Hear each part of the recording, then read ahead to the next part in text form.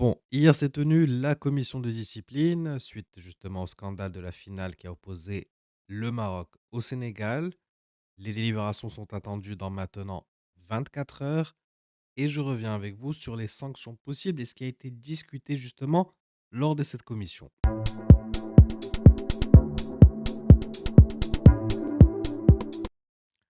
J'ai vu beaucoup de choses hier sur les réseaux sociaux, des sanctions, des 20 millions de dollars, des 5 ans de suspension pour Pape Thiaw, etc. Mais ce que je peux vous dire, c'est qu'à l'heure actuelle, personne ne sait rien. Personne ne sait rien. C'est-à-dire que les sanctions sont en délibéré et sont attendues, comme je vous l'ai dit, dans 24 heures. C'est la Fédération sénégalaise de football qui l'a d'ailleurs fait savoir. Notre fédération, pour le moment, est silencieuse à ce niveau-là. Mais par contre, je voulais revenir avec vous sur ce qui a été débattu lors de cette commission parce que beaucoup de gens, en fait, se sont concentrés sur les sanctions, mais pas en fait sur ce qui était débattu. Et il y a plein de sujets qui concernent bien évidemment le Sénégal, mais également le Maroc. Oui, bien évidemment, on n'est pas, disons-le, on a des choses aussi à se reprocher sur certains plans. Alors, ce qui a été discuté, donc bien évidemment, c'est le retrait de l'équipe nationale sénégalaise, qui, selon l'article 82, devrait conduire normalement à un match perdu sur tapis vert. Après, ils sont revenus sur le terrain, donc le match est allé à son terme. Moi, je vais être franc avec vous, je ne crois pas au retrait du titre. Même si la Fédération marocaine de football ne le dit pas clairement, ne l'a pas demandé explicitement, mais implicitement, quand tu cites l'article 82 du règlement de la CAF, bah, tout simplement, ça doit conduire normalement à une victoire sur tapis vert. Mais sincèrement, je n'y crois pas. Je vous le dis clairement. Et je n'ai pas envie de récupérer non plus un titre sur tapis vert. Ça, déjà, pour que nos confrères sénégalais ne pensent, ne pensent pas en fait qu'on veut le récupérer de cette façon, non. Moi, personnellement, ce n'est pas du tout mon objectif. Ensuite, on a les débordements derrière le but d'Edouard Mendy. Lié encore une fois à cette histoire de serviette. Bah, justement, Saïbari et Hakimi ont été entendus à ce sujet-là, ainsi que, je pense, un ou 2 joueurs sénégalais, mais je pense que c'est pas pour la même histoire. Reste à voir quand même. Mais oui, Saïbari et Hakimi devraient également avoir quand même une sanction à ce niveau-là parce que, je vais être clair avec vous, ni le gardien remplaçant adverse, c'est-à-dire le gardien sénégalais, et ni nos 2 joueurs ne devaient être derrière le but. Normalement, les joueurs doivent être sur le côté, là où normalement s'échauffent les joueurs, ou sur le banc s'ils ne s'échauffent pas. Là, Hakimi, bon, était sur le terrain, et ensuite Saibari était remplaçant et est parti faire le tour. Pour moi, déjà, ça mérite un jaune, parce qu'il n'a rien à faire là-bas. Il doit être sur le banc de touche. Il n'a rien à faire là-bas. Je suis marocain, mais voilà, il faut quand même reconnaître certaines erreurs. Ensuite, il y a le comportement également des stadiers, notamment notamment des ramasseurs de balles sur cette histoire de serviette. Ils n'ont pas allé, entre guillemets, toucher physiquement un joueur adverse. Sauf si c'est pour prendre une photo, mais pas pour se battre avec lui. Donc déjà, ça aussi, c'est débattu, mais ça, c'est un problème organisationnel. C'est autre chose. Ensuite, les débordements derrière le but d'Edouard Mendy, donc en fait, l'envahissement de la pelouse plutôt par les supporters sénégalais et donc la violence de cet envahissement. Là, en fait, on a 2 parties. On a la partie sénégalaise qui est bien évidemment condamnable sur ce qui s'est passé parce que, entre guillemets, c'est elle qui a allumé le feu avant, pendant le match et même maintenant après. Elle continue de le faire, même si c'est pas relié, bien évidemment, à ce qui s'est passé sur le terrain, mais elle est condamnable à ce niveau-là.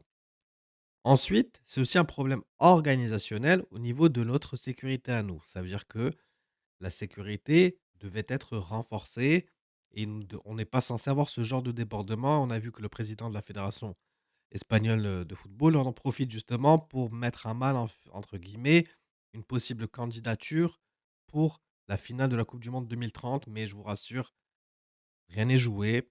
D'ailleurs, il devrait aller voir le Camp Nou aujourd'hui qui est infesté de rats, qui a eu aussi des fuites d'eau, etc. Bref, il y a d'autres choses à régler quand même aussi niveau espagnol, mais ça, c'est un autre sujet. Donc déjà, l'envahissement, ça peut conduire à un huis clos pour, l'un de nos matchs, parce qu'on n'a pas su, gérer ça sur le côté sécuritaire et d'ailleurs là, je blâme quand même, sans citer le nom, la personne, et je pense qu'elle est au sein de la fédération marocaine de football, d'avoir placé ces gens-là, enfin ces supporters adverses, justement derrière le but. Normalement les supporters adverses, on va me dire que oui, normalement c'est une finale et cetera, normalement c'est du 50-50 et cetera, c'est pas une question de placement, mais nous en Tunisie, en 2004, lorsqu'on a joué notre finale, nos supporters étaient placés en hauteur. Ça évite justement des débordements et normalement voilà, parce que c'est des supporters que on ne connaît pas, qu'on ne maîtrise pas forcément, contrairement aux supporters marocains qui sont «connus» entre guillemets, et donc on sait entre guillemets le dispositif sécuritaire qui doit être mis en place pour sécuriser justement le terrain et les joueurs. Mais voilà. Ensuite, la Fédération sénégalaise de football a également parlé de l'utilisation de lasers par des supporters marocains. Je ne l'ai pas vu, mais ça a été signalé. Mais ça conduit uniquement à des amendes. Donc si vraiment il y a utilisation des lasers, mais également de fumigènes, ça conduira uniquement à des amendes, pas de match à huis clos. L'utilisation de la sirène pendant le match, parce que j'ai entendu et beaucoup de gens ont entendu justement une sirène qui n'a rien à faire dans un match de football. Heu, qui l'a amené? Est-ce que c'était une ambulance et cetera? La fédération, sénégalaise de football demande des explications. Donc bah, elle a dû en recevoir hier afin de savoir d'où ça venait. Ce qui devait être normalement également débattu, c'était les déclarations du président de la fédération sénégalaise de football contre notamment Fawzi El Kherja, en disant que le Maroc contrôle, la CAF et cetera. C'est aussi en ça devait être discuté, mais ça ne l'a pas été, mais ça pourrait faire l'objet d'une autre commission. Oui, il faut le savoir, parce que c'est des propos très graves, diffamatoires et cetera, et que, la CAF pourrait ne pas s'arrêter à ce niveau-là. Mais comme ça ne sortait en fait du cadre du match, c'était après le match, parce que là, on est en train de voir ce qui s'est passé pendant le match uniquement. Ça pourrait faire l'objet justement d'une autre commission disciplinaire. Ensuite, on a également Pape Thiaw pour son comportement, et là, par contre, ses déclarations ont également été prises en compte avant le match, et également ce qu'il a fait pendant le match, l'arrogance qu'il a eue, la mauvaise attitude, la mauvaise image qu'il a donnée du football africain. On va pas se mentir, j'ai vu un journaliste sénégalais dire: «Oui, mais il fallait qu'il accepte», mais tu ne fais pas ça. Quoi qu'il arrive, tu ne fais pas ce genre de comportement. Tu es un éducateur, tu es censé donner le bon exemple aux jeunes. Il y a des façons de faire. Ça, c'est pas du tout une bonne manière de réagir. Donc ça, ça peut conduire à une longue suspension parce que c'est l'image, et il faut le savoir, les sponsors ne sont pas contents. Les sponsors, et quand tu touches à l'argent, bah, ça fait mal au football et ça fait mal aux dirigeants. Et eux aussi, quand même, demandent des dommages des réparations, dommages et intérêts par rapport à leur image qui a été écornée par le biais de cette finale. Ensuite, il y a aussi l'arbitre qui a également été entendu parce qu'il devait justement revenir sur le fait de ne pas avoir sifflé la fin du match et cetera. Il a été mis en cause notamment aussi par la fédération sénégalaise de football sur certaines situations lors du match. Donc ça aussi, c'est débattu, ça a été débattu. Voilà, donc en guillemets, voilà ce qui a été débattu. Les sanctions, personne ne les connaît. On les connaîtra demain et on en débattra avec grand plaisir. Mmh, beaucoup parlent de retrait du titre, moi je n'y crois pas. Même si l'article 82 a été évoqué. On a été représenté d'ailleurs lors de cette commission par Tarek Najem, le secrétaire général de la Fédération marocaine de football, accompagné de l'avocat de la Fédération royale marocaine de football. Même chose pour la partie adverse. Donc chacun a défendu son dossier.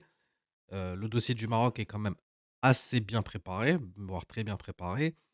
Comme on dit, c'est un peu dark. Donc nous, on n'a pas communiqué. La Fédération sénégalaise de football a souhaité communiquer à ce niveau-là. Mais en tout cas, on attend les sanctions. Mais voilà ce qui a été débattu, hein. Bien évidemment, on a aussi le comportement des joueurs, et cetera, qui peut mener à des sanctions, mais qui devrait rester dans le cadre continental. La FIFA a décidé, entre guillemets, elle a dit hier, de rester loin. Mais ce qu'il faut savoir, c'est que, de toutes les manières, elle reste vigilante. C'est-à-dire que si quelque chose ne lui plaît pas, ils vont réagir. Je le pense sincèrement, parce que Infantino, lui aussi, n'apprécie pas qu'on touche, entre guillemets, que l'image des sponsors soit touchée, que l'image du football soit écornée, parce que ça ouvre une boîte de Pandore. Sortir d'un match et revenir, ça ouvre quand même une grosse boîte de Pandore, quoi qu'il arrive. Donc, on verra les sanctions. On attend 24 heures, mais je voulais quand même revenir avec vous sur ce qui a été débattu pour que vous soyez bien au courant. Quant à moi, je vous dis de toutes les manières, on en rediscute dans une prochaine vidéo dès qu'on aura justement les sanctions, mais également parler enfin d'autres sujets qui concernent le football. D'ici là, n'oubliez pas de laisser un petit pouce bleu, de vous abonner si ce n'est pas encore fait.